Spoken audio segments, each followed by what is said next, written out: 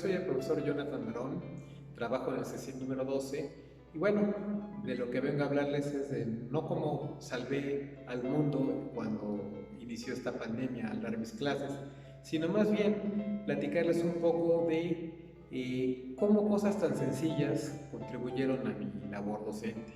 ¿Sí? Ya sé que hay muchos especialistas utilizaron grandes herramientas, mucho profesor altamente calificado en el instituto, que sin duda utilizaron a la perfección las tecnologías. Sin embargo, yo soy de los primitivos todavía y en ese sentido quisiera hablarles un poquito que esas cuestiones no son determinantes para poder decir tú no sirves para dar una clase virtual o trabajar en internet, no. Basta con combinar cosas pequeñas como alguien dijo para obtener grandes resultados.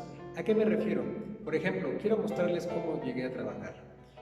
Para esto, bueno, pues utilicé una simple cámara de video conectada a un trípode que es de micrófono. Si se darán cuenta, pues aquí tengo un pequeño micrófono que de solapa, que me ayudó bastante, lo compré por Mercado Libre o por otras páginas. Ahora, les mostraré otro de mis grandes herramientas para haber trabajado. Y es este pizarrón.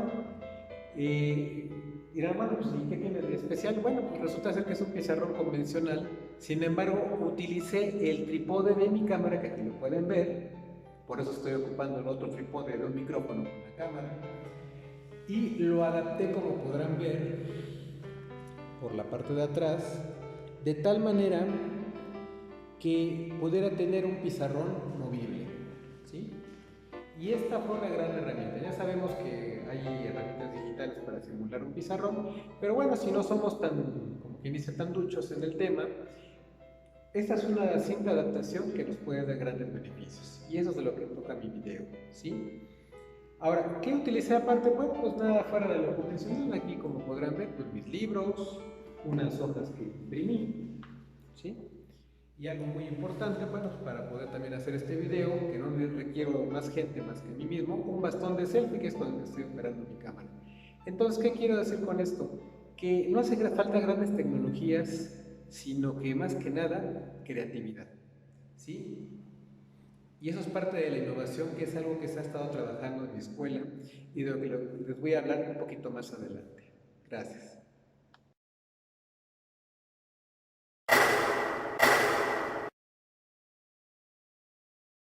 Un caso muy interesante del cual me gusta platicar es el caso de Robert Kearns, que respecto a la innovación, él inventó el limpiador intermitente. Sí, y Ford nunca le dio su reconocimiento y lo empezó a utilizar en sus unidades. Eso llevó a que lo demandara a la compañía Ford por una cantidad millonaria y finalmente, después de un largo juicio, el argumento fue que aunque él no había inventado el limpiaparabrisas como tal, sí había generado los elementos para poder eh, realizar esta innovación. Con esto quiero decir que la innovación no necesariamente es algo nuevo, sino la configuración de cosas que ya hemos utilizado y emplearlas de manera diferente para generar un mejor resultado. En ese sentido, la educación, por ejemplo, cuando hablan de querer dar clases por computadora, no necesariamente dar clases por computadora es innovación, sino que cosas tan sencillas y la configuración de estas cosas permite que el estudiante pueda aprender. Eso, considero yo, es la innovación como tal.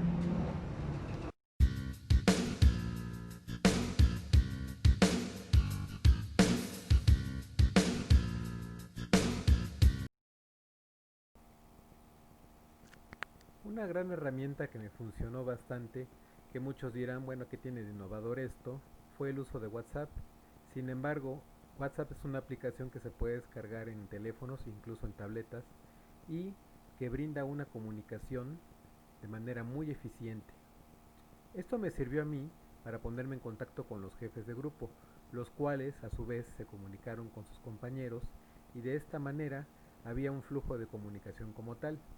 Algo muy importante que destacar de esta aplicación es que los jefes de grupo fungieron como si fueran verdaderos líderes, una especie como de sargento si habláramos de la milicia, y ellos fueron el puente, incluso verdaderos líderes que movieron a sus compañeros y que resolvieron muchas dudas que tenían sus compañeros al respecto de los temas.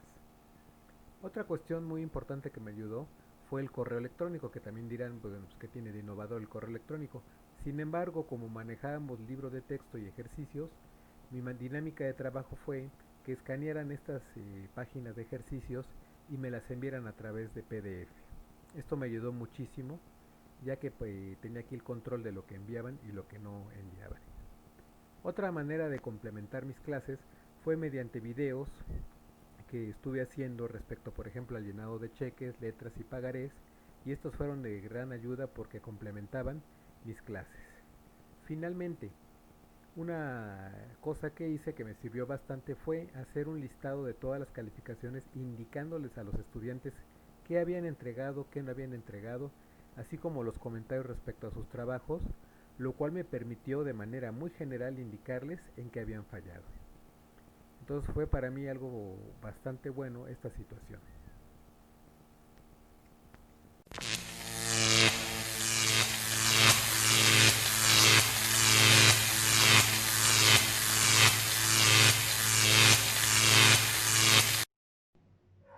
Parte de los retos que me enfrenté fue la cuestión de la organización como tal.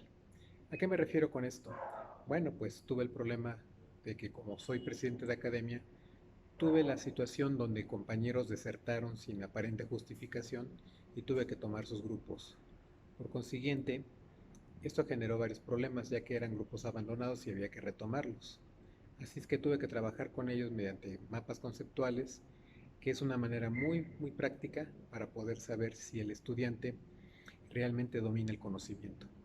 Parte también del problema de la organización fue que constantemente de las autoridades superiores llovía en información como que había que reunirse con diferentes compañeros, incluso para elaborar los exámenes de ETS había que coordinarse con los compañeros de la mañana, lo cual era bastante complicado, por no decir pero muy difícil. Y finalmente otro problema que tuvo esta cuestión fue que un proyecto muy innovador fue el nuevo sistema donde se registran calificaciones. Sin embargo, como también la innovación tiene sus aspectos propiamente negativos, en el sentido donde si las condiciones no son las adecuadas, la innovación no se puede dar. ¿De qué me refiero con esto? Que este sistema realmente terminó trabajando mal, fallando y finalmente no quedó más que registrar calificaciones mediante el tradicional SAES.